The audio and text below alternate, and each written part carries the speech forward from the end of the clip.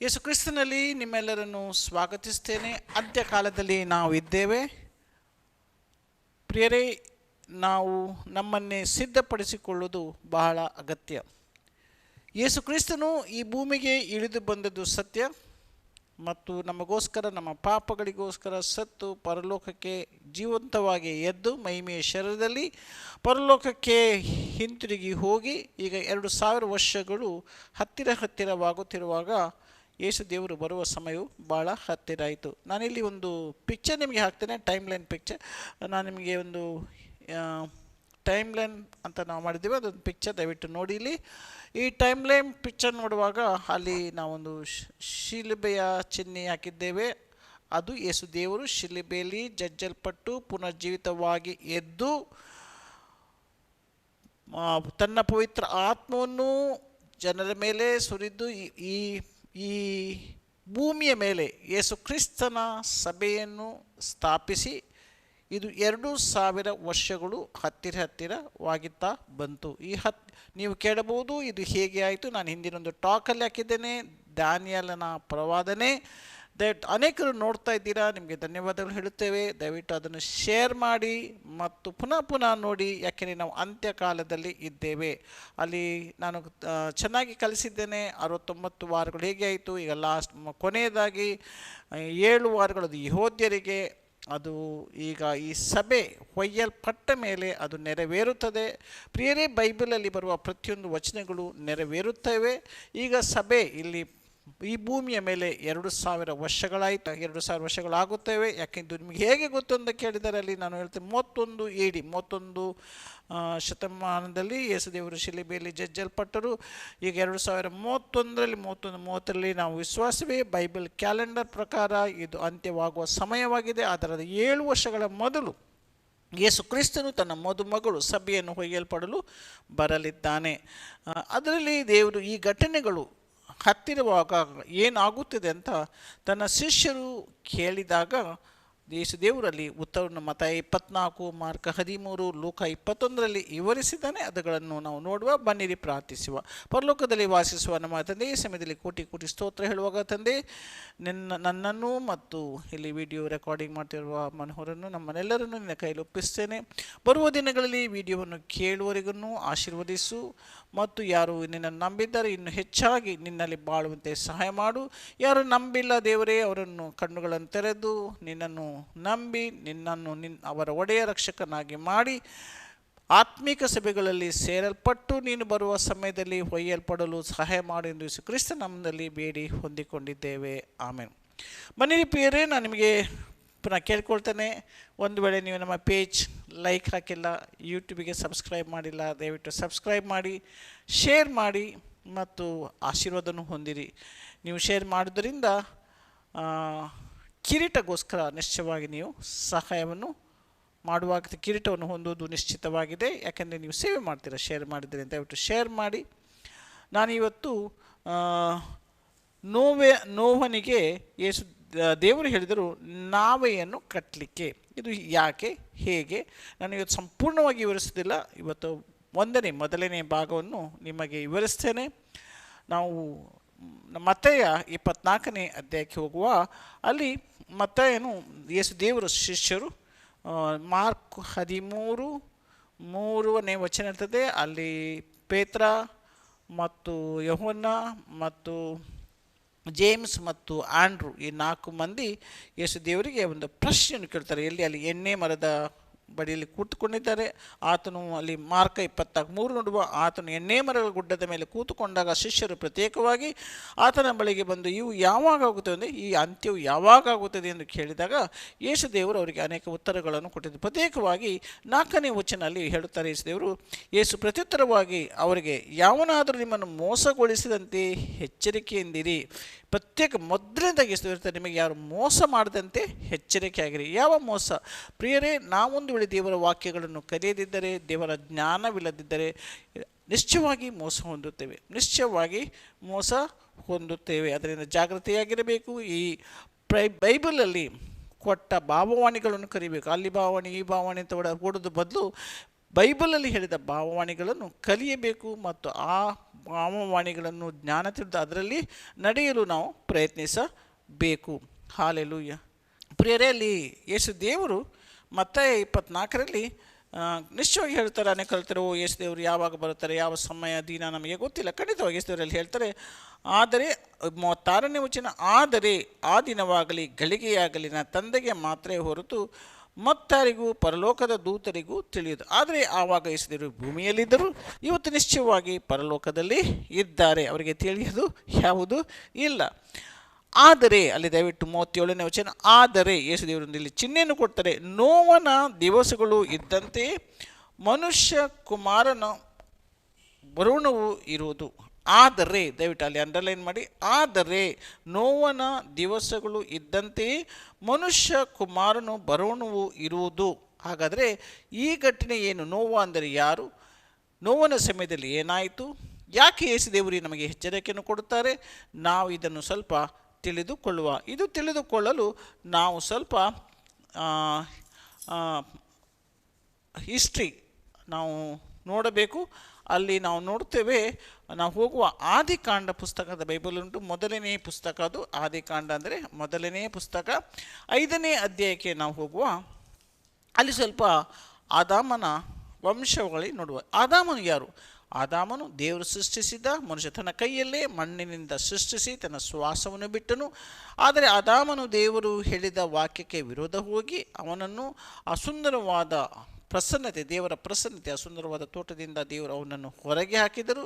ಅವನಿಗೆ 2 ಮಕ್ಕಳಿದ್ದರು, ಅಬೇಲ್ ಮತ್ತು coin. Coin ಪಾಪ ಮಾಡಿ ಹೋಗ್ತಾನೆ, ಅಬೇಲನು ಅಣ್ಣನೇ ಕೊಂದು ಹಾಕ್ತಾನೆ. ನಂತರ ಆದಾಮನ ಒಂದು ಸಂತತಿ ಈ ಭೂಮಿಯ ಮೇಲೆ ಬೆಳೀತದೆ. ವಂಶಾವಳಿ ಹೆಚ್ಚಾಗಿ 10 ವಂಶಾವಳಿಗಳು ನಾವು ನೋಡುವ.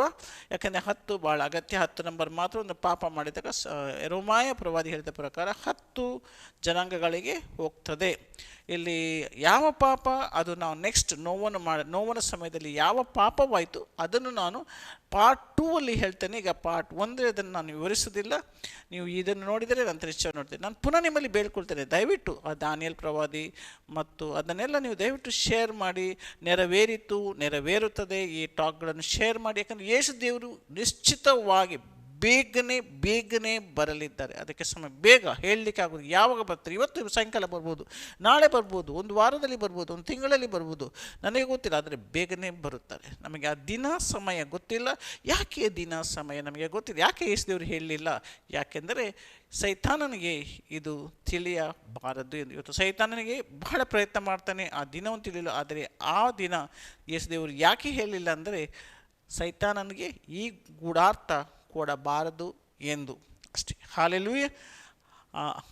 ಆದರೆ ದೇವರು ನಮಗೆ ಅನೇಕ ಚಿಹ್ನೆಗಳನ್ನು ಕೊಟ್ಟಿದ್ದಾರೆ. ನೋವನ ಸಮಯದಲ್ಲಿ ಮತ್ತು ಹದ್ದುಗಳು ಬೀಳುವುದು, ಅದೆಲ್ಲ ಚಿಹ್ನೆಗಳನ್ನು ಕೊಟ್ಟಿದ್ದಾರೆ. ನಾವು ಕಲಿತು ಎಚ್ಚರಿಕೆಯಾಗಿರೋದು ಬಹಳ ಅಗತ್ಯವಾಗಿದೆ. ನಾವೀಗ ಸ್ವಲ್ಪ ಇಲ್ಲಿ ಆದಾಮನ ಸಂತತಿಯನ್ನು ನೋಡಬೇಕು. ಯಾಕಂದರೆ ಇದು ನಮಗೆ ಭಾಳ ಅಗತ್ಯ. ಬರುವ ದಿನಗಳಲ್ಲಿ ನಾವು ಕಲಿಯುವಾಗ ಇದರ ವಿಚಾರವಾಗಿ ನಮಗೆ ತಿಳಿದುಕೊಳ್ಳೋದು ಬಹಳ ಅಗತ್ಯ. ಇಲ್ಲಿ ಆದಾಮನಿಗೆ 10 ಸಂತತಿಗಳು ಇದ್ದವು. ಮೊದಲನೇ ಆದಾಮ್ ಅಂದರೇನು? ಮಾನವ. ಯಾಕೆಂದರೆ ನಾನು 2ನೇ ಟಾಕಿಗೆ ಬಹಳ ಅಗತ್ಯಲ್ಲಿ ಮಾನವನ ಜೊತೆ ಕೆಳಗೆ ಬಿದ್ದ ದೂತರು ವೈವಿಕ ಸಂಬಂಧ ಮಾಡಿ ಮಕ್ಕಳಾಗುತ್ತೇವೆ. ಅದು ಅಂದರೆ ಮನುಷ್ಯನ ಒಂದು ಬೀಜವನ್ನು ಅವರು ನಾಶ ಮಾಡ್ತಾರೆ. ಅದಕ್ಕೋಸ್ಕರ ಅದು ನೋವನ ಸಮಯದಲ್ಲಿ ಆದ ದೊಡ್ಡ ಪಾಪ, ಆದಾಮನ ಸಮಯದಲ್ಲಿ ಆದ ಪಾಪ. ಅದರಿಂದ ನಂತರ ನೋವನ್ನು ದಯೆ ತೋರಿಸಿ ಬಿಟ್ಟು ಅದನ್ನು ನೆಕ್ಸ್ಟ್ ಟೈಮ್ ವಿಡಿಯೋಲಿ ನಾನು ಎಕ್ಸ್ಪ್ಲೇನ್ ಮಾಡ್ತೇನೆ. ಈಗ ಇದನ್ನು ನಾವು ತಿಳಿದುಕೊಳ್ಳುವ. ಆದಾಮನ ಸಂತತಿ. ಆದಾಮ್ ಅಂದರೆ ಮಾನವ. ಶೇತ್ ಅವನ ಮಗ, 2ನೇ ಮಗ ನಿಯಮಿತ. ಶೇತ್ ಅಂದರೆ ನಿಯಮಿತ. 3ನೇ ಮಗ ಆಗಿದ್ದನು ಎನೋಷ, ಮರಣಶೀಲ. 4ನೇ ಮಗನಾಗಿದ್ದನು ಕಿನಾನ್, ದುಃಖ. ಮಹಲೇಲ್ ಅಂದರೆ 5ನೇ ಮಗ, ದೇವರ ಆಶೀರ್ವದಿತ.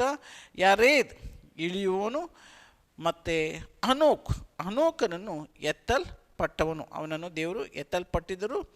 ಮತ್ತು ಮೆತೂಸಲ ಅವನ ಮರಣ ತರುತ್ತದೆ. ಮೆತೂಸಲ ಎನೋಕನ ಮಗನಾಗಿದ್ದನು. ಮತ್ತು ಲಾಮೇಕ್ ನಿರಾಶೆ ಪಡುತ್ತಿರುವವನು. ಮತ್ತು ನೋವ ಅಂದರೆ ಆರಾಮ, ವಿಶ್ರಾಂತಿ. ನಾನು ಓದುತ್ತೇನೆ. ಆದಾಮನ ಸಂತತಿ. ಆದಾಮ್ ಅಂದರೆ ಮಾನವ. ಶೇತ್ ಅಂದರೆ ನಿಯಮಿತ. ಎನೋಷ್ ಅಂದರೆ ಮರಣಶೀಲ. ಕಿನಾನ್ ಅಂದರೆ ದುಃಖ. ಮಹಲೇಲ್ ಅಂದರೆ ದೇವರ ಆಶೀರ್ವದಿತ. ಯಾರೇದ್ ಅಂದರೆ ಇಳಿಯುವನು. ಮೇಲಕ್ಕೆ ಅನೋಕ್ ಅಂದರೆ ಮೇಲಕ್ಕೆ ಎತ್ತಲ್ಪಡುವನು, ಅನೋಕ್ ಅಂದರೆ ಬೋಧನೆ, ಅವನನ್ನು ಮೇಲಕ್ಕೆ ಎತ್ತಲ್ಪಟ್ಟಿತು. ಮೆತೂಸಲ ಅಂದರೆ ಅವನ ಮರಣತ್ತದೆ. ಅನೋಕ್ ಅಂದರೆ ಬೋಧನೆ, ಆದರೆ ಅನೋಕನನ್ನು 7ನೇ ಸಂಖ್ಯೆಯಲ್ಲಿ ಆದಾಮನ 7ನೇ ಸಂಖ್ಯೆ ಅವನನ್ನು ಎತ್ತಲ್ಪಟ್ಟಿತ್ತು. ಅನೋಕ್ ಅಂದರೆ ಬೋಧನೆ, ಮೆತೂಸಲ ಅಂದರೆ ಅವನ ಮರಣ ತರುತ್ತದೆ. ಮೆತೂಸಲ ಅನೋಕನ ಮರಕನಾಗಿದ್ದನು. ಲಾಮೆಕ್ ಅಂದರೆ ನಿರಾಶೆ ಪಡುತ್ತಿರುವನು. ನೋಹ್ ಅಂದರೆ ಆರಾಮ ಮತ್ತು ವಿಷಯದಲ್ಲಿ. ಎನೋಕ್, ನಾವು ಇದು ಸ್ವಲ್ಪ ಎತ್ತುತ್ತೇನೆ, ಯಾಕಂದರೆ ಎನೋಕ್ ಅಂದರೆ 7ನೇ ಮನುಷ್ಯ, ಅಲ್ಲಿ ಆದಾಮನ 7ನೇವನು. ಅವನನ್ನು ಎತ್ತಲ್ಪಟ್ಟಿತ್ತು, ಅವನು ಸಾಯಲಿಲ್ಲ, ಮಹಿಮೆಯ ಶರೀರದಲ್ಲಿ ಅವನನ್ನು ಎತ್ತಲ್ಪಟ್ಟಿತ್ತು. ಅಲ್ಲಿ ವಚನ ಹೇಳ್ತದೆ, ಅವನನ್ನು ದೇವರು ಎತ್ತುಕೊಂಡು ಹೋದರು. ಈ ಘಟನೆಯನ್ನು ನಾವು ಆಗುವುದಕ್ಕೆ ಬೇಗನೆ ನಾವು ಎದುರು ನೋಡುತ್ತಾ ಇದ್ದೇವೆ. ಯೇಸು ಕ್ರಿಸ್ತನು ಅವನು ಇಳಿದು ಬರುತ್ತಾನೆ, ಆದರೆ ಭೂಮಿಗೆ ಕಾಲಿಡುವುದಿಲ್ಲ, ಆಕಾಶಗಳಲ್ಲಿ ತುತ್ತೂರಿಯ ಶಬ್ದದಲ್ಲಿ ಕಾಣುತ್ತಾನೆ. ಇಲ್ಲಿ ನಾನೊಂದು ಕ್ಲಿಪ್ಪನ್ನು ಹಾಕಿದ್ದೇನೆ, ನೀವು ನೋಡಬಹುದು. ಅದು ಎತ್ತಲ್ಪಡುವುದೆಂದರೆ ಏನಂತ ನೀವು ನೋಡಬಹುದು.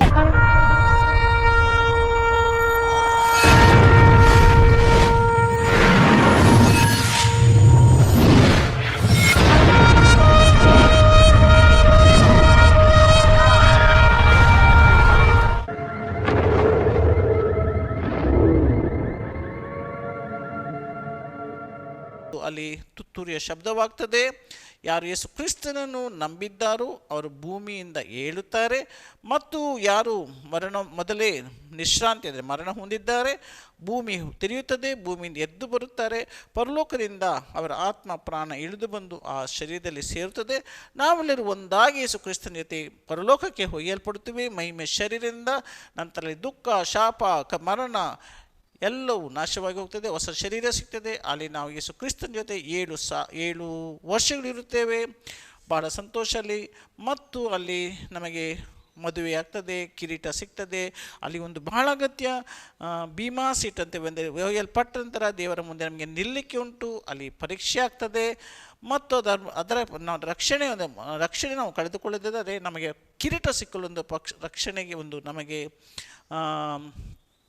ಅಲ್ಲಿ ನ್ಯಾಯ ತೀರ್ಪಾಗ್ತದೆ. ನಾವು ಮಾಡಿದ ಎಲ್ಲ ಒಳ್ಳೆ ಕೆಟ್ಟ ಕಳಸು ಅಲ್ಲಿ ತೆರೆಯುತ್ತದೆ. ಭಾಳ ಅಗತ್ಯ, ನಾವು ಜಾಗೃತಿಯಾಗಿ ಇರಬೇಕು ಯೇಸು ಕ್ರಿಸ್ತನಲ್ಲಿ ಇದ್ದ ಕಾರಣ.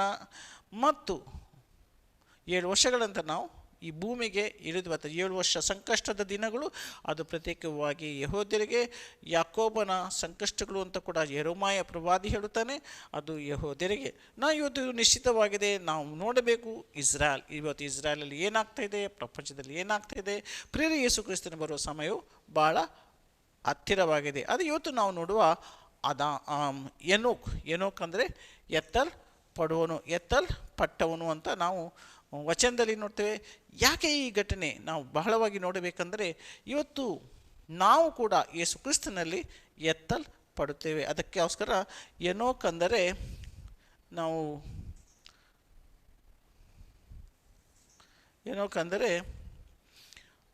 ನೋಡಿದ್ದೇವಲ್ಲಿ, ಎನೋಕ್ ಅಂದರೆ ಬೋಧಿಸುವನು. ಅವನನ್ನು ಮೇಲಕ್ಕೆ ಎತ್ತಲ್ಪಟ್ಟವನು. ಅವನು ತನ್ನ ಮಗನನ್ನು ಮೆತೂಸಲ ಎಂದು ಹೆಸರಿಡ್ತಾನೆ, ಯಾಕಂದರೆ ಅವನು ಮರಣ ತರ್ತದೆ. ಇಲ್ಲಿ ಎನೋಕನು ಎತ್ತಲ್ಪಟ್ಟ ಮೇಲೆ ನಾನು ಅದು ಮೊದಲು ಹೇಳಿ ಆಸೆ ಪಡ್ತೇನೆ, ಬೈಬಲ್ನಲ್ಲಿ ಅತಿ ವಯಸ್ಕ ವ್ಯಕ್ತಿ ಯಾರು? ಈ ಭೂಮಿಯಲ್ಲಿ ಅತಿ ವಯಸ್ಕ ವ್ಯಕ್ತಿ ಮೆತೂಸಲ ಎನ್ನುತ್ತೇವೆ. ಅವನು 969 ವರ್ಷ ಜೀವಿಸ್ತಾನೆ ಭೂಮಿ ಮೇಲೆ. 969. ನಾನು ನಿಮಗೆ ಹೇಳಿದೆ, ಮೆತೂಸಲ ಅಂದರೆ ಅವನ ಮರಣ ತೋರಿಸಿದ್ದು ಭಾಳ ಅಗತ್ಯ ನೋಡಿ. ಯಾಕೆ ಅಂತ ನಾನು ಹೇಳ್ತೇನೆ. ಅವನ ತಂದೆಯಾಗಿದ್ದನು ಅನೋಕ, ಅವನು ಖಾಲಿ 365 ವರ್ಷ ಬಾಳಿದನು. 65 ವರ್ಷ ಇರುವಾಗ ಅವನ ಜೀವನದಲ್ಲಿ ಏನೋ ಒಂದು ಘಟನೆ ಆಯಿತು, ಅವನಿಗೆ ದೇವರ ಒಂದು ಏನೋ ಪರಿಚಯವಾಯಿತು, ಅದು ಏನೋ ಒಂದು ಘಟನೆ ಆಯಿತು. ಅದರ ನಂತರ ಅವನು 300 ವರ್ಷಗಳ ಕಾಲ ದೇವರಲ್ಲಿ ನಡೆದನು. ಪ್ರಿಯರೇ, ಪ್ರತಿಯೊಬ್ಬರು ನಾವಿವತ್ತು ನೂತನ ಸೃಷ್ಟಿಯಾಗುವಾಗ ನಮ್ಮ ಜೀವಿತದಲ್ಲಿ ಏನೋ ಒಂದು ಘಟನೆ ಆಗ್ತದೆ. ಸತ್ಯದೇವರು ಯಾರಂತ ನಾವು ತಿಳಿದುಕೊಳ್ತೇವೆ, ಮತ್ತೆ ನಾವು ದೇವರ ಜೊತೆ ನಡೆಯಲು ಆರಂಭಿಸ್ತೇವೆ. ಮೆತೂಸಲ ಅಂದರೆ ಏನು ನೋಡಿ. ಮೆತೂಸಲ ಅಂದರೆ ಮೂತ್ ಅಂದರೆ ಮರಣ, ಅರ್ಥದ ಮೂಲ ಪದ. ಶಲಕ್ ಅಂದರೆ ತರುವುದಕ್ಕೆ ಅಥವಾ ಕಳಿಸುವುದಕ್ಕೆ ಅರ್ಥ. ಅವನ ಮರಣ ತರುತ್ತದೆ. ಇಲ್ಲಿ ನಾವು ಮುಂದೆ ನೋಡಿದರೆ ನಾವು ಇದನ್ನು ತಿಳಿದುಕೊಳ್ಳಬೇಕು. ಆದಾಮ್ ಅಂದರೆ ಮನುಷ್ಯ, ಯಾಕೆಂದರೆ ದೇವರ ಮಗ ಮೊದಲ ಮನುಷ್ಯ, ಅವನನ್ನು ಯಾಕೆಂದರೆ ದೇವರ ಶ್ವಾಸ ಅವನಲ್ಲಿತ್ತು, ಅವನು ದೇವರ ಮೊದಲ ಮಗ. ಅದದು ಕಳೆದು ಹೋಯಿತು. ನಾವು ಮೊದಲ ಅದಾಮನ ಮಕ್ಕಳು ಆಗಿದ್ದೀವಿ. ಇವತ್ತು ನೋಡಿ, ಅದಾಮನ ಮಕ್ಕಳಾಗಿದ್ದೀವಿ ನಾವೆಲ್ಲ. ಈ ಪ್ರಪಂಚದಲ್ಲಿ ಹುಟ್ಟಿದ ಪ್ರತಿಯೊಬ್ಬ ಮನುಷ್ಯನು ಅದಾಮನ ಮಗನಾಗುತ್ತಾನೆ ಯಾವಾಗ ಯೇಸು ಕ್ರಿಸ್ತನನ್ನು ನಂಬಿ. ಈ ದೇವರ ಮಗ ಅಂತ ಹಳೆ ಒಡಂಬಡಿಕೆಯಲ್ಲಿ ಬೈಬಲಲ್ಲಿಲ್ಲ, ಆದರೆ ಹೊಸ ಒಡಂಬಡಿಕೆಯಲ್ಲಿ ಉಂಟು. ಯಾವಾಗ ನಾವು ಯೇಸು ಕ್ರಿಸ್ತನ ನಂಬಿ ಆತನ ರಕ್ತದಿಂದ ಪರಿಶುದ್ಧರಾಗುತ್ತೇವೆ, ಆಗ ನಾವು ಪುನಃ ದೇವರ ಮಕ್ಕಳಾಗಿದ್ದೇವೆ, ಮಗ ಆಗುತ್ತೇವೆ, ದೇವರ ಮಗ ನಾವು ಆಗುತ್ತೇವೆ.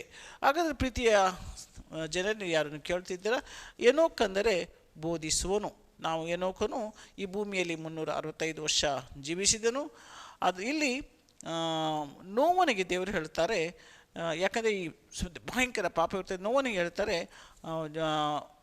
ಒಂದು ನಾವೆಯನ್ನು ಕಟ್ಟಲು, ನೋವನಿಗೆ ಹೇಳ್ತಾರೆ, ನೀನು ನಾವೆಯನ್ನು ಕಟ್ಟಬೇಕು, ಎಲ್ಲ ಜಾತಿಯ ಪ್ರಾಣಿಗಳನ್ನು ಎರಡೆರಡಾಗಿ ಕೊಂಡೋಗಬೇಕು.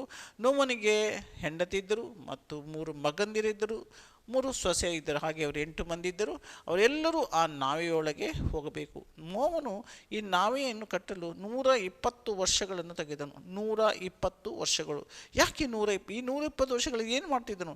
ನೋವೆಯನ್ನು ಬೋಧಿಸ್ತಾ ಇದ್ದನು. ಜನರೇ ಪಶ್ಚಾತ್ತಾಪಪಡಿ, ಪ್ರಳಯ ಬರ್ತದೆ, ಪ್ರಳಯ ಬರ್ತದೆ, ಪ್ರಳಯ ಬರ್ತದೆ. ಅದರ ಜನರು ನಗಾಡಿದರು. ಅಲ್ಲಿ ಒಂದು ನಾನು ಪಿಕ್ಚರನ್ನು ಹಾಕ್ತೇನೆ, ಹೇಗೆ ನೋವನ ನಾವೇ ನೀರಿನ ಮೇಲೆ ಹೋಗ್ತದೆ, ಆದರೆ ಅದರ ಕೆಳಗೆ ಭಯಂಕರ ನೀರ್ತದೆ. ಇದು ಹೇಗೆ ಆಯಿತು? ನಾವಲ್ಲಿ ನೋಡ್ತೇವೆ.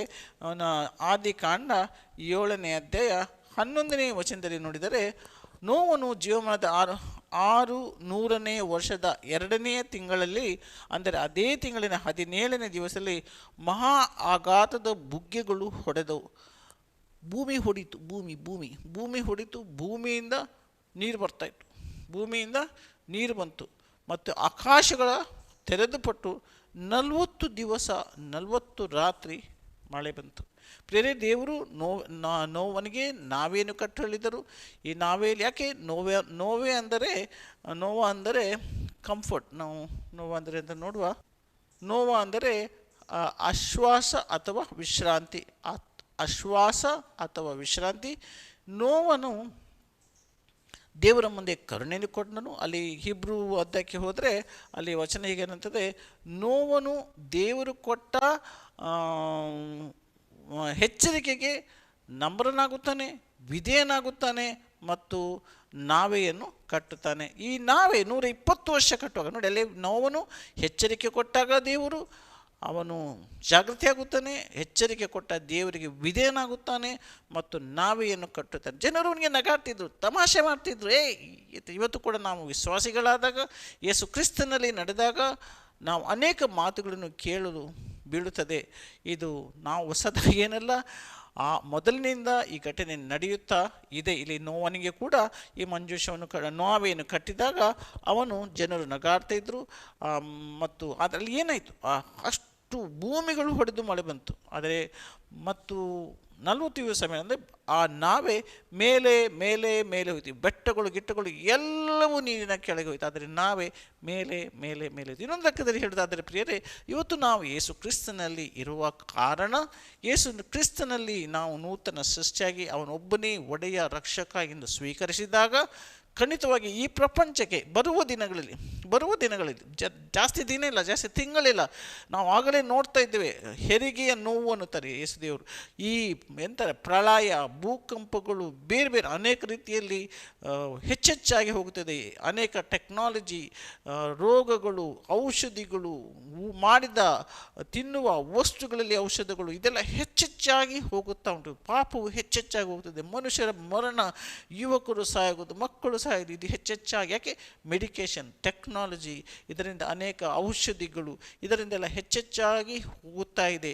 ಈ ನಿಶ್ಚಯವಾಗಿ ಒಂದು ಹೆಂಗಸಿಗೆ ಗರ್ಭಿಣಿ ಆದಾಗ, ಆ ಗರ್ಭಿಣಿಯ ನೋವು ಬಂದಾಗ ಮಗು ಹೆರಿಗೆ ಆಗಬೇಕು. ಅದೇ ಪ್ರಕಾರ ಇದು ಕೂಡ ಇದಾಗುವ ಯೇಸುದೇವರು ಹೇಳಿದ ಒಂದು ಹೆಂಗಸು ಹೆರಿಗೆಗೆ ನೋವು ಹೇಗೆ ಬರ್ತದೆ, ಅಂಥ ನೋವುಗಳಿಗೆ ಅವತ್ತು ಪ್ರಪಂಚದಲ್ಲಿ ನಾವು ನೋಡ್ತಾ ಇದ್ದೇವೆ. ಹೆಚ್ಚೆಚ್ಚಾಗಿ ಹೋಗ್ತಾ ಇದೆ. ನಿಶ್ಚಯವಾಗಿ ಮಗು ಬರಲೇಬೇಕು. ಪ್ರಿಯರಿ, ಬಹಳ ಸಮಯ ಹತ್ತಿರವಾಗಿದೆ. ಯೇಸು ಕ್ರಿಸ್ತನು ತನ್ನ ಸಭೆಯನ್ನು ಹೊಯ್ಯಲು ಬರುವುದು. ಆ ನಂತರ ಬರುವ ಸಂಕಷ್ಟಗಳು ಬಹಳ ಬಹಳ ಕಠಿಣ. ಅದು ಸೈತಾನನ ಸಂಕಷ್ಟ ಅಲ್ಲ, ದೇವರ ಕ್ರೋಧ ಈ ಭೂಮಿಯ ಮೇಲೆ ಸೈತಾನನ ಮುಖಾಂತರ ಬರ್ತದೆ. ನಂತರ ಸೈತಾನನ ದೇವರು ನಾಶ ಮಾಡ್ತಾರೆ, ಇಡೀ ಪ್ರಪಂಚವೇ ನಾಶವಾಗಿ ಹೋಗ್ತದೆ. ಯಾರೆಲ್ಲ ಯೆರೂಸಲೇಮಿನ ವಿರುದ್ಧ ಬಂದ ಅನೇಕ ಟಾಕ್ಗಳನ್ನು ಹಾಕಿದ್ದೀನಿ, ನಮ್ಮ ಯೂಟ್ಯೂಬಿಗೆ ಹೋಗ್ಬೋದು, ಫೇಸ್ಬುಕ್ಕಿಗೆ ಹೋಗಿ ನೀವು ಕೇಳ್ಬೋದು, ಎಲ್ಲವೂ ನಾಶವಾಗಿ ಹೋಗ್ತದೆ. ಹೇಗೆ ನೋವ ಕಟ್ಟಿದ ನಾವೇ ಮೇಲೆ ಮೇಲೆ ಹೋಯಿತು, ಹಾಗೆ ಯೇಸು ಕ್ರಿಸ್ತನನ್ನು ನಂಬಿದರು ಈ ಬರುವ ಸಂಕಷ್ಟಗಳಿಂದ ಮೇಲೆ ಹೋಗ್ತದೆ. ನೋಡಿ, ದೇವರು ನೋವನಿಗೊಂದು ವಾಗ್ದಾನ ಮಾಡಿದ, ಈ ಭೂಮಿಯನ್ನು ಎಂದಿಗೂ ನಾನು ನೀರಿನಿಂದ ನಾಶ ಮಾಡೋದಿಲ್ಲ, ಮಳೆಯಿಂದ ನಾಶ ಮಾಡೋದಿಲ್ಲ, ಆದರೆ ಬೆಂಕಿಯಿಂದ ನಾಶ ಮಾಡ್ತೀನೆಂದು ನಾವು ಹೊಸ ಉಡಂಬಡಿಕೆಯಲ್ಲಿ ಪೇತ್ರನ ಪತ್ರದಲ್ಲಿ ಓದುತ್ತೇವೆ. ಆದ್ದರಿಂದ ನಾವು ಬಹಳ ಜಾಗ್ರತೆಯಾಗಿ ಇರಬೇಕು. ಈ ನಾವೆಯನ್ನು ಕಟ್ಟುವಾಗ ನೋವನ ತಂದೆ ಲೆಮಾಯ ಅವನು 5 ವರ್ಷಗಳ ಮುಂದೆ ತೀರಿ ಹೋಗುತ್ತಾನೆ. ಮೆತ್ತೂಸಲ ಅಂದರೆ ಮರಣವನ್ನು ತರು. ನಾವು ನೋಡಿದ್ದೇವೆ ಅಲ್ಲಿ ಮರಣ ಅರ್ಥದ ಮೂಲ ಅಂದರೆ ಅವನ ಮರಣ ತರುತ್ತದೆ. ಅಂದರೆ ಮೆತ್ತೂಸಲ ಸಾಯುವಾಗ, ಅಂದರೆ ನಿಶ್ಚಯವಾಗಿ ಮೆತ್ತೂಸಲ ಇದ್ದನು, ನೋವೆಯನ್ನು ಕಟ್ಟುವಾಗ ಕಟ್ಟುವಾಗ ನಿಶ್ಚಯವಾಗಿ ಅವನು ಸತ್ತು ಹೋದನು ಮತ್ತು ಅಲ್ಲಿ ಭಯಂಕರ ಮಳೆ ಬಂತು. ಇನ್ನೊಂದು ಲೆಕ್ಕದಲ್ಲಿ ಪ್ರಿಯರೇ, ಈ ಸಭೆ ಹೊಯ್ಯಲ್ಪಡುವಾಗ ನಿಶ್ಚಯ ಭೂಮಿಗೆ ಕಠಿಣ ಸಂಕಷ್ಟದ ದಿನಗಳು ಬಂದೇ ಬರುತ್ತವೆ. ಆವಾಗ ಲಮಾಯ ಅಂದರೆ ಅಲ್ಲಿ ದುಃಖ ಪಡುವನು, ನಾವು ಡಿಸ್ಪೇರಿಂಗ್ ಅಂತೇವೆ, ದುಃಖ ಪಡುವನು. ಅವನು ನಿಶ್ಚಯವಾಗಿ ಆಗ ಯೆಹೂದ್ಯರು ಕಣ್ಣೀರು ಹಾಕುವರು, ಪಾಪಕ್ಕೆ ಪಶ್ಚಾತ್ತಾಪ ಪಡುವರು, ಅವರು ಯೇಸು ಕ್ರಿಸ್ತನನ್ನು ನೋಡುವರು, ಅವರೇ ಶಿಲುಬೆಗೆ ಹಾಕಿದರೆಂದು ದುಃಖ ಪಡುವರು ಮತ್ತು ಪರಲೋಕದಿಂದ ಯೇಸು ಕ್ರಿಸ್ತನ ರಕ್ತದ ಬುಗ್ಗೆ ಅವರ ಮೇಲೆ ಹರಿಯುವುದು, ಅವರನ್ನು ಸಂಪೂರ್ಣವಾಗಿ ಪಾಪದಿಂದ ಬಿಡುಗಡೆ ಮಾಡಿ ಪವಿತ್ರರನ್ನು ಮಾಡಿ ಅವರು ಕೂಡ ಬರುವ 1000 ವರ್ಷಗಳಲ್ಲಿ ಯೇಸು ಕ್ರಿಸ್ತನ ಜೊತೆ ಈ ಭೂಮಿಯ ಮೇಲೆ ನಿಶ್ಚಯವಾಗಿ ವಾಸಿಸುವರು. ಪ್ರಿಯರೇ, ಈ ಎನೋಕನ ವಿಷಯವಾಗಿ ನಾವು ಸ್ವಲ್ಪ ಕಲಿಯುವ. ಎನೋಕನು 365 ವರ್ಷ ಭೂಮಿಯಲ್ಲಿ ಬಾಳಿದನು. ಆದರೆ 65 ವರ್ಷ ಪ್ರಾಯದಲ್ಲಿ ಅವನ ಜೀವನದಲ್ಲಿ ಏನೋ ಆಯಿತು. ನಂತರ ಅವನು ದೇವರ ಜೊತೆ ನಡೆಯಲು ಆರಂಭಿಸಿದನು. ನಾವಲ್ಲಿ ನೋಡುವ ಕೆಲವು ಘಟನೆಗಳನ್ನು ಅವನ ಜೀವಿತದಲ್ಲಿ ಅಲ್ಲಿ ನೋಡುವ. ಎನೋಕ್ ಅಂದರೆ ಕನ್ನಡದಲ್ಲಿ ಅನೋಕ ಅನ್ನುತ್ತೇವೆ. ದೇವರ ಜೊತೆಯಲ್ಲಿ ನಡೆಯುತ್ತಿದ್ದನು. ಅವನು 300 ವರ್ಷಗಳು ದೇವರ ಜೊತೆ ನಡೆದನು. ಬೇರೆ ನಾವು ಕೆಲವು ವರ್ಷಗಳು ನಡೆಯುವಾಗ ಇವತ್ತು ಸಾಕಾಗುತ್ತದೆ ನಮಗೆ, ಯೋಗೋ ಎಷ್ಟು ದಿನ ಅಂತ. ಇಲ್ಲಿ ಈ ಎನೋಕ್ ಅಂತ ಇಂಗ್ಲೀಷಲ್ಲಿ, ಕನ್ನಡದಲ್ಲಿ ಅನೋಕ್ ಅಂತಾರೆ. ಅವನು 300 ವರ್ಷಗಳು ದೇವರ ಜೊತೆ ನಡೆದನು. ಹಿಬ್ರೂ ಅಧ್ಯಾಯದಲ್ಲಿ 11ನೇ ಅಧ್ಯಾಯ 5ನೇ ವಚನ ಹೇಳುತ್ತೆ, ಅನೋಕನು ಮರಣವನ್ನು ಅನುಭವಿಸದೆ ಹೊಯ್ಯಲ್ಪಟ್ಟನು. ಹಾಲೆಲೂಯ. ನಾವು ಇದನ್ನು ಕೂಡ ಬೈಬಲಲ್ಲಿ ಓದ್ತೇವೆ. ಯೇಸು ಕ್ರಿಸ್ತನು ಶಿಲುಬೆಯಲ್ಲಿ ತನ್ನ ಪ್ರಾಣವನ್ನು ಬಿಟ್ಟಾಗ ಭಯಂಕರ ಭೂಕಂಪವಾಯಿತು. ಇದು ಸೈಂಟಿಸ್ಟ್ ಪ್ರೂವ್ ಮಾಡಿದ್ದಾರೆ. 2012ನೇ ಶತಮಾನದಲ್ಲಿ ಪ್ರೂವ್ ಮಾಡಿದ ಭಯಂಕರ ಭೂಕಂಪವಾಯಿತು. ಭೂಕಂಪವಾದಾಗ ಅಲ್ಲಿ ಸತ್ತವರು ಅವರ ಗುಹೆಗಳು ತೆರೆಯಲ್ಪಟ್ಟವು. ಆದರೆ ಅವರು ಹೊರಗೆ ಬರಲಿಲ್ಲ, ಯಾಕಂದರೆ ಯೇಸು ಕ್ರಿಸ್ತನು ಮೊದಲು ಬರಬೇಕಿತ್ತು. ಯೇಸು ಕ್ರಿಸ್ತನು ಸತ್ತು 3ನೇ ದಿನ ಅವನು ಜೀವಿತವಾಗಿ ಇದ್ದನು. ಆ 3 ದಿನಗಳಿದ್ದನು, ಅವರಿಗೆ ಬೋಧಿಸಿದನು. ನರಕಕ್ಕೆ ಹೋಗಿ ಯೇಸು ಕ್ರಿಸ್ತನು ಸುವಾರ್ತೆ, ಯಾರು ನನ್ನನ್ನು ನಂಬುತ್ತೀರೋ ನನ್ನ ರಕ್ತದಿಂದ ನಿಮ್ಮ ಪಾಪ ಪರಿಹಾರ ಆಗ್ತದೆ. ಯೇಸು ಕ್ರಿಸ್ತನು ಪ್ರಪಂಚವನ್ನು ನಾಶ ಮಾಡಲಿಕ್ಕೆ ಬರಲಿಲ್ಲ, ಬಿಡುಗಡೆ ಮಾಡಲಿಕ್ಕೆ ಬಂದಿದ್ದನು. ತಾನು ತನ್ನ ಮಕ್ಕಳನ್ನಾಗಿ, ದೇವರ ಮಕ್ಕಳನ್ನಾಗಿ ಪುನಃ ತನ್ನಲ್ಲಿ ಸೃಷ್ಟಿಸಲು ಈ ಭೂಮಿಗೆ ಇಳಿದು ಬಂದಿದ್ದನು. ಇದನ್ನು ಅವರು ಬೋಧಿಸಿದ ಯಾರೆಲ್ಲ ಅದನ್ನು ನಂಬಿದರೋ ಅವರು ಹೊಸ ಶರೀರದಲ್ಲಿ ಆ ಗುಹೆಯಿಂದ ಯೇಸು ಕ್ರಿಸ್ತನು ಜೀವಂತವಾದ ಮೇಲೆ ಹೊರಗೆ ಬಂದರು, ಅನೇಕರಿಗೆ ಕಂಡುಕೊಂಡರು.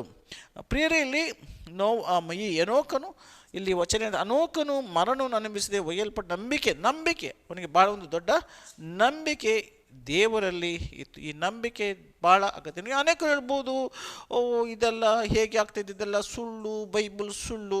ನಾನು ಒಂದು ವಚನವನ್ನು ಇಲ್ಲಿ ಎತ್ತಿಡಲು ಆಸೆ ಪಡ್ತೇನೆ. ಹಿಬ್ರಿಯರಿಗೆ ಬರೆದ 11ನೇ 1ನೇ ವಚನ, ನಂಬಿಕೆಯು ನಿರೀಕ್ಷಿಸುವವುಗಳು ನಿಜ ಆಗಿದೆ. ನಂಬಿಕೆಯು ನಿರೀಕ್ಷಿಸುವಗಳು, ಇದು ನಿರೀಕ್ಷೆ. ನಾವಿವತ್ತು ಒಂದೇ ನಿರೀಕ್ಷೆ, ಈ ಭೂಮಿಯ ನೀವು ಡಾಕ್ಟರ್ ಹತ್ರ ಹೋಗಿ ಹಾಸ್ಪಿಟ್ಲಿಗೆ ಹೋಗಿ ಎಂಥದ್ದಾದ್ರೂ ಎಂತ ಮಾಡಿದ್ರು ನಿಮ್ಮ ರೋಗ ಒಂದು ಮೆಡಿಸಿನ್ ಪುನರಾಗ್ತದೆ, ಮರಣ ಬಂದೇ ಬರ್ತದೆ. ಈ ಮರಣದ ಮೇಲೆ ಜಯ ಹೊಂದಿದವನು ಯೇಸು ಕ್ರಿಸ್ತನು. ನಿಶ್ಚಯವಾಗಿ ಆತನು ಮಾತ್ರ ನಮಗೆ ಜೀವ ಕೊಡಲು ಸಾಧ್ಯ. ಅದರಿಂದ ಇವತ್ತು ನಂಬಿದರೆ ಪುನಃ ಜೀವನ ಕೊಡಲು ಅವನು ಬರಲಿದ್ದಾನೆ. ಅದರಿಂದ ಈ ಎನೋಕನು 300 ವರ್ಷಗಳು ದೇವರಲ್ಲಿ ನಡೆದನು. ಅವನು ಇದು ಸುಲಭವಾಗಿರಲಿಲ್ಲ ಪ್ರಿಯರೇ, ಸುಲಭವಾಗಿರಲಿಲ್ಲ, ಭಾಳ ಕಷ್ಟವಾಗಿತ್ತು. ಆದರೆ ಅವನು ಸಂಪೂರ್ಣವಾಗಿ ನಂಬಿದ. ಅಲ್ಲಿ ನೋಡು, ಅಲ್ಲಿ ಅವನು 300 ವರ್ಷದ ಅಲ್ಲಿ 3 ವಸ್ತುಗಳು ಭಾಳ ಅಗತ್ಯ. ಒಪ್ಪಂದ. ಅಲ್ಲಿ ಆಮೋಸ್ ಪ್ರವಾದಿ ಹೀಗೆನ್ನುತ್ತಾನೆ, ಆಮೋಸ್ ಪ್ರವಾದಿ, ಬೈಬಲಲ್ಲಿ ಒಬ್ಬ ಆಮೋಸ್ ಪ್ರವಾದಿ ಇದ್ದನು. ಅವನು ಹೀಗೆ ಅನ್ನುತ್ತಾನೆ, 3ನೇ ಅಧ್ಯಾಯ 3ನೇ ವಚನ, ಒಪ್ಪಂದ ಮಾಡಿಕೊಳ್ಳದೆ ಹೊರತು ಇಬ್ಬರು ಜೊತೆಯಾಗಿ ನಡೆಯಲು ಸಾಧ್ಯವಿಲ್ಲ. ಆದ್ದರಿಂದ ಯಾವಾಗ ನಾವು ಯೇಸು ಕ್ರಿಸ್ತನ ನಂಬುತ್ತೇವೋ, ಅವನು ನಮ್ಮ ಒಡೆಯ ರಕ್ಷಕನೆಂದು ಒಪ್ಪಿಕೊಳ್ಳುತ್ತೇವೋ, ನಾವು ದೇವರ ಜೊತೆ ಒಪ್ಪಂದದಿಂದ ನಡಿಬೇಕು. ನಾವು ಒಂದಾಗ್ತೇವೆ. ದೇವರ ಆತ್ಮ ನಮ್ಮ ಆತ್ಮ ಒಂದಾಗ್ತದೆ. ಇದನ್ನು ನಾವು ಅಳವಡಿಸಿಕೊಳ್ಳಬೇಕು. ನಾವು ದೇವರ ವಚನ ಏನು ಹೇಳ್ತದೆ ಅದರಲ್ಲಿ ನಾವು ಧರಿಸಿಕೊಂಡು ನಡೆಯಬೇಕು. ಅದು ಬಹಳ ಮುಖ್ಯವಾಗಿದೆ. ಅದು ಒಪ್ಪಂದ, ಶರಣಾಗತೆ. ನಾವು ಸಂಪೂರ್ಣವಾಗಿ ದೇವರಿಗೆ ನಾವು ಶರಣರಾಗಬೇಕು ಮತ್ತು ಭೂಮಿಯ ಮೇಲೆ ಸಾಕ್ಷಿಯಾಗಿ ಜೀವಿಸಬೇಕು. ಮುಂದೆ ನೋಡಿ, ಇದು ಇಂದಿನ ದಿನದಲ್ಲಿ ಕೂಡ ಈ ಲಭ್ಯವಿದೆ. ಅಲ್ಲಿ ಕೊಲೋಸೆ 2:6, ಗಲಾತ್ಯ 5:2-25, 2 ಕೊರಿಂಥೆ 5:17. ನಾನು ಈ ವಚನಗಳು ಅಲ್ಲಿ ಉಂಟು, ನೀವು 1-2 ವಚನಗಳನ್ನು ನೋಡುವ. 2 ಕೊರಿಂಥೆ 5:17, ಯಾಕಂದರೆ ಯೇಸು ಕ್ರಿಸ್ತನಲ್ಲಿ ನಾವು ನೂತನ ಸೃಷ್ಟಿಗಳಾಗುತ್ತೇವೆ. ಮತ್ತು ನೀವು ಆ ವಚನಗಳು ಬೈಬಲ್ ತೆರೆದು ಓದಬಹುದು ಪ್ರಿಯರೇ. ಇದು ಬಹಳ ಅಗತ್ಯ. ಅದರಿಂದ ನಾವು ಪರಿಶುದ್ಧರಾಗಿ ನಡೀಬೇಕು. ನಾನು ಪುನಃ ಹೇಳ್ತೇನೆ, ಎನೋಕ್ ನಮಗೆ ಒಂದು ಚಿಹ್ನೆ ಕೊಡ್ತದೆ, ಹೊಯ್ಯಲ್ಪಡೋದು. ಈ ಹೊಯ್ಯಲ್ಪಡುವ ಶಬ್ದ ಇಂಗ್ಲೀಷಲ್ಲಿ ನಾವು ರ್ಯಾಪ್ಚರ್, ಇಂಗ್ಲೀಷ್ ಶಬ್ದ ಅಲ್ಲ, ಅದು ಗ್ರೀಕ್ ಶಬ್ದ ರ್ಯಾಪ್ಚರ್ ಅಂತ ನೋಡಿ. ಯಾಕೆಂದರೆ ಆ ಸಮಯದಲ್ಲಿ ಅಲೆಕ್ಸಾಂಡರ್ ಗ್ರೀಕ್ ಭಾಷೆ ಮಾತ್ರ ಇತ್ತು. ಅಲ್ಲಿ ಲ್ಯಾಟಿನ್ ಇತ್ತು, ಅದು ರಿಲಿಜನ್ಗೋಸ್ಕರ. ಹಿಬ್ರೂ ಇತ್ತು, ಯಹೂದಿಗೋಸ್ಕರ. ಆಗ ಇಡೀ ಪ್ರಪಂಚದಲ್ಲಿ ಒಂದೇ ಭಾಷೆ ಇತ್ತು, ಗ್ರೀಕ್. ಅದಕ್ಕೋಸ್ಕರ ಕೆಲವು ಗ್ರೀಕಲ್ಲಿ ಬರೆಯಲ್ಪಟ್ಟಿತ್ತು. ರ್ಯಾಪ್ಚರ್ ಅಂತೇವೆ. ರ್ಯಾಪ್ಚರ್ ಅಂದರೆ ಈ ಗ್ರೀಕ್ ಭಾಷೆಯಲ್ಲಿ ಹರ್ಪಿಝೋ ಅಂತಾರೆ. ಹರ್ಪಿಝೋ ಗ್ರೀಕ್ ಭಾಷೆಯಲ್ಲಿ, ಇಂಗ್ಲೀಷಲ್ಲಿ ನಾವು ಅದನ್ನು ರ್ಯಾಪ್ಚರ್ ಅಂತೇವೆ. ಅಂದರೆ ಜಬರ್ದಸ್ತಿಯಾಗಿ ಹೊಯ್ಯಲ್ಪಡೋದು, ತೆಗೆದುಕೊಂಡು ಹೋಗೋದು, ಜಬರ್ದಸ್ತಿಯಾಗಿ. ಇದು ನಾವು ಬೈಬಲಲ್ಲಿ ಓದುತ್ತೇವೆ. 1 ತೆಸ್ಸಲೋನಿಯ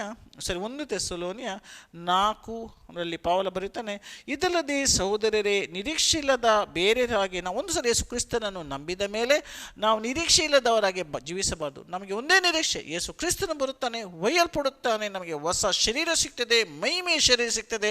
ಆತನ ಜೊತೆಗೆ ನಾವು ಮಹಿಮೆಯಲ್ಲಿ ಈ ಭೂಮಿ ಮೇಲೆ ರಾಜ್ಯಭಾರವನ್ನು ಮಾಡುತ್ತೇವೆ. ನಮಗೆ ಕಿರೀಟ ಸಿಗ್ತದೆ. ನಾವು ಈ ಭೂಮಿ ಮೇಲೆ ಅಧಿಕಾರಿಗಳಾಗಿ ನಡೆಯುತ್ತೇವೆ. ಅಲ್ಲಿ ನೋಡಿ, ಯೇಸು ಕ್ರಿಸ್ತನ 17ನೇ ವಚನ ನೋಡಿ, ಆಮೇಲೆ ಜೀವಂತ ಉಳಿದಿರುವ ನಾವು ಅಂತರಿಕ್ಷದಲ್ಲಿ ಕರ್ತನನ್ನು ಎದುರುಗೊಳ್ಳುವುದಕ್ಕಾಗಿ ಅವರ ಸಂಗಡ ಮೇಘಗಳಲ್ಲಿ ಹೊಯ್ಯಲ್ಪಡುವುದು. ಅದನ್ನು ರ್ಯಾಪ್ಚರ್ ಅಂತೇವೆ, ಗ್ರೀಕ್ ಭಾಷೆಯಲ್ಲಿ ಹರ್ಪಿಸು ಅಂತಾರೆ, ಅದನ್ನು ಇಂಗ್ಲೀಷಲ್ಲಿ ಕಾಟಪ್ ಅಂತೇವೆ. ಅಂದರೆ ಹೊಯ್ಯಲ್ಪಡುವುದು. ಇದು ನಿಶ್ಚಿತವಾಗಿ ಆಗುತ್ತದೆ. ಇದೊಂದು ಭಯಂಕರ ಘಟನೆ. ಅಲ್ಲಿ ಪುನಃ ಒಂದು ಸಲ ಮೊದಲು ಆಡಿದ್ದೇನೆ ಕ್ಲಿಪ್, ಈಗ ಪುನಃ ಕ್ಲಿಪ್ ಆಡ್ತೇನೆ.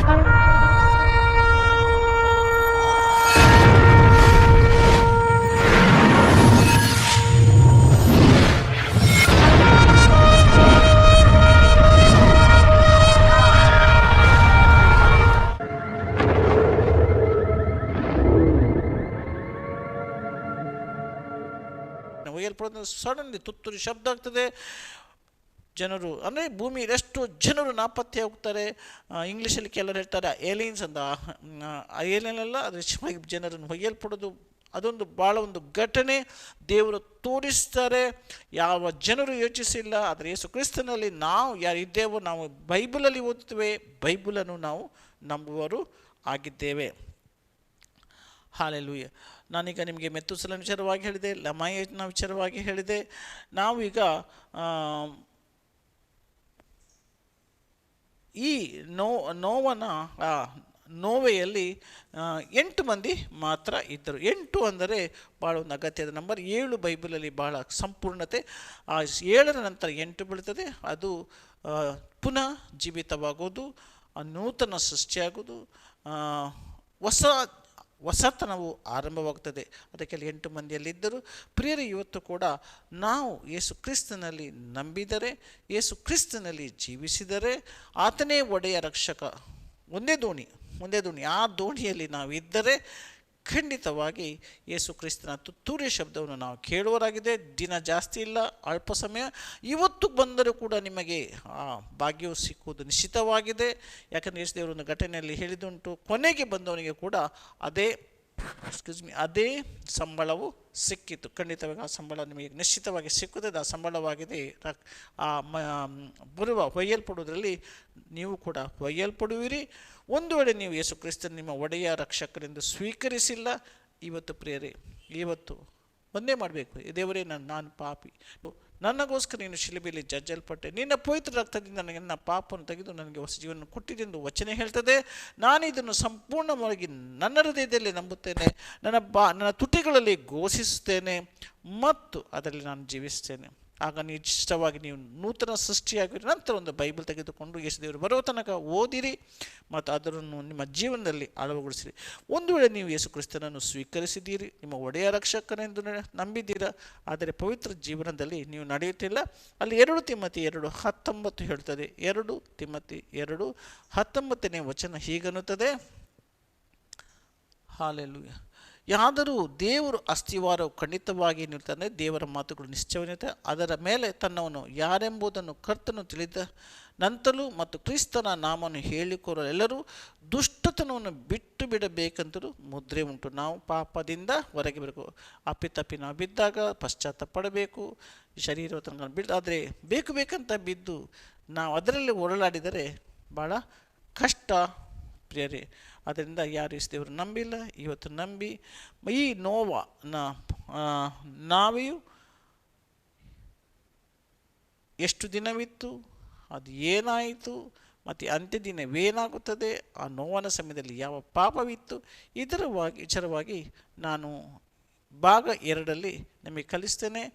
ಈ ನೋವನ ಸಮಯವಾಗಿತ್ತು, ಕಠಿಣ ಪಾಪದ ಸಮಯ. ಯಾವ ಪಾಪ, ಅದೇ ಪಾಪ ಇವತ್ತು ಹೆಚ್ಚಾಗುತ್ತಿದೆ. ಯಾವ ಪಾಪ ನಾನು ನೆಕ್ಸ್ಟ್ ವೀಡಿಯೋಲಿ ಹೇಳ್ತೇನೆ. ಆ ಪಾಪ ಇವತ್ತು ಹೆಚ್ಚಾಗ್ತದೆ. ನೋವನ್ನು ಬೋಧಿಸ್ತಿದ್ದನು 120 ವರ್ಷ. ಯಾರವನ ಮಾತಿಗೆ ಕೇಳಲಿಲ್ಲ, ತಮಾಷೆ ಮಾಡಿದರು, ಮಜಾ ಮಾಡಿದರು, ನಾಶವಾಗಿ ಹೋದರು. ಪ್ರಿಯರೇ, ಇವತ್ತು ನಾವು ಕೇಳುತ್ತಿದ್ದೇವೆ, ಕ್ರಿಸ್ತನ ಮಕ್ಕಳು ಬೋಧಿಸ್ತಾ ಇದ್ದಾರೆ, ಹೇಳುತ್ತಿದ್ದಾರೆ, ತಮಾಷೆ ಮಾಡ್ತೀರಾ, ಕೇಳುವುದಿಲ್ಲ, ಒಳ್ಳೆಯದು. ಆದರೆ ನೋವನ ಸಮಯದಲ್ಲಿ ಹೇಗೆ ಆ ಮಹಾಪ್ರಳಯ ಬಂದು ಎಲ್ಲವೂ ನಾಶವಾಗಿ ಹೋಯಿತು, ಅದೇ ಪ್ರಕಾರ ಯೇಸು ಕ್ರಿಸ್ತನು ಬೆಂಕಿಯಲ್ಲಿ ಇಡೀ ಜಗತ್ತನ್ನೇ ನಾಶ ಮಾಡುತ್ತಾನೆ. ಯಾರು ಆತನನ್ನು ನಂಬಿಲ್ಲವೋ ಆತನ ನೆಲೆಗೊಳ್ಳುವುದಿಲ್ಲವೋ. ನಾನು ಹೇಳ್ತಾ ಇಲ್ಲ, ಬೈಬಲ್ ಹೇಳ್ತಾ ಉಂಟು, ಬೈಬಲಲ್ಲಿ ಇದು ಬರೆಯಲ್ಪಟ್ಟಿದೆ. ನಾನು ಇದನ್ನು ನಂಬುತ್ತೇನೆ ಮತ್ತು ಬೋಧಿಸ್ತೇನೆ. ಪ್ರಿಯರೇ, ದೇವರು ಇಷ್ಟಪಡುತ್ತಾರೆ, ಯಾರು ಕೂಡ ನಾಶವಾಗಿ ಹೋಗಬಾರ್ದು. ಯಾರು ಕೂಡ ದೇವರು ಇದನ್ನಿಷ್ಟನ್ನೇ ಪಡುವುದಿಲ್ಲ. ಅದರಿಂದ ಪುನಃ ಬೋಧಿಸಲು ದೇವರು ತನ್ನ ಜನರನ್ನಾಗ್ತಾರೆ. ಅನೇಕರು ಈ ಬೋಧನೆಯನ್ನು ಮಾಡಿದಾಗ ಸಂಕಷ್ಟಕ್ಕೆ ಬೀಳುತ್ತಾರೆ. ಆದರೆ ಸಂಕಷ್ಟಕ್ಕೆ ಬಿದ್ದರೂ ನಾವು ಬೋಧಿಸುವುದು ನಮ್ಮ ಕರ್ತವ್ಯವಾಗಿದೆ. ನಂಬಿ ಯಾರೂ ಕೂಡ ನಾಶವಾಗಿ ಹೋಗಬಾರ್ದು. ಯೇಸು ಕ್ರಿಸ್ತನ ನಂಬಿ ಆತನ ಜೀವಿಸಬೇಕು, ಕಿರೀಟ ಪಡಬೇಕು, ಸಂತೋಷದಲ್ಲಿ ಬಾಳಬೇಕು. ಇದು ನಮ್ಮ ಪ್ರಾರ್ಥನೆ, ನಮ್ಮ ಆಸೆ.